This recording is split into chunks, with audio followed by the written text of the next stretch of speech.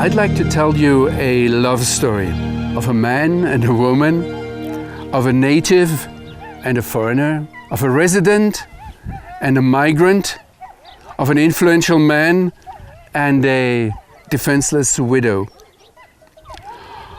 All the tensions we know as human beings or as Bible readers are summarized in this narrative. There's a tension between man and woman, between poor and rich, between young and old, between lord and slave, or also the tension between Israel and the Gentiles. The scroll, the book scroll of Ruth, is part of a classical Hebrew narrative tradition. It is one of two books in the Bible that is named after a Gentile. The other one is the book of Job. It is one of two books in the Bible that is named after a woman. The other one is the scroll of Esther. And whereas Esther describes a lot of details, even up to clothing and a court of a glorious king, the scroll of Ruth is rather inapparent. It's self-declaring or self-explanatory, self-understanding.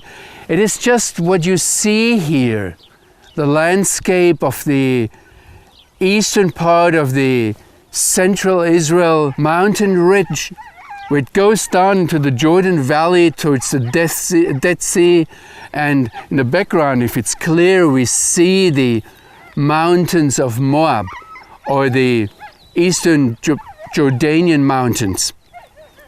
And what you hear around us is just normal agricultural life of the Bedouins, sheep, people shouting at each other. I think it's very much as it was in times of Jesus or in the times of David or the time of Ruth. Now the scroll of Ruth doesn't explain a lot.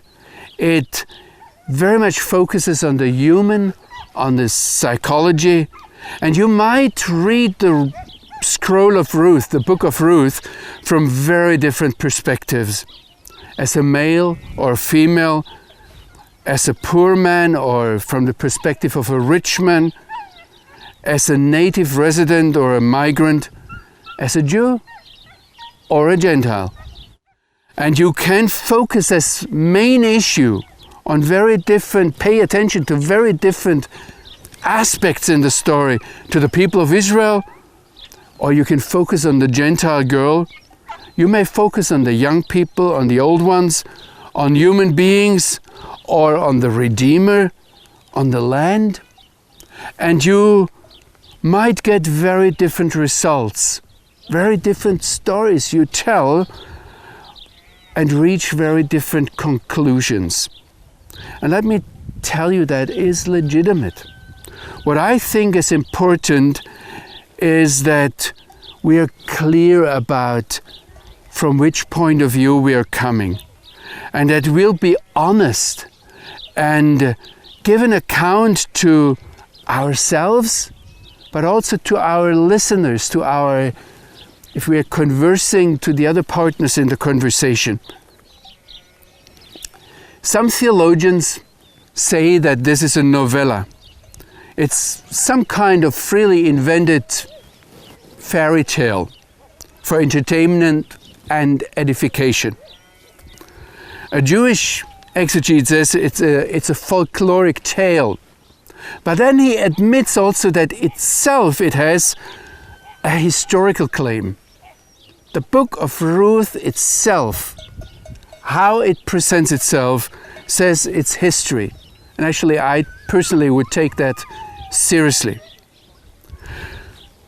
We have 85 verses, Bible verses in front of us, and 55 of these Bible verses are dialogue. So in most of the cases, we are taken into conversations people have with each other. Now, I personally would suggest, I put that as a proposal to you, that we have something like a prophetic teaching narrative in front of us. A narrative because we're told a story.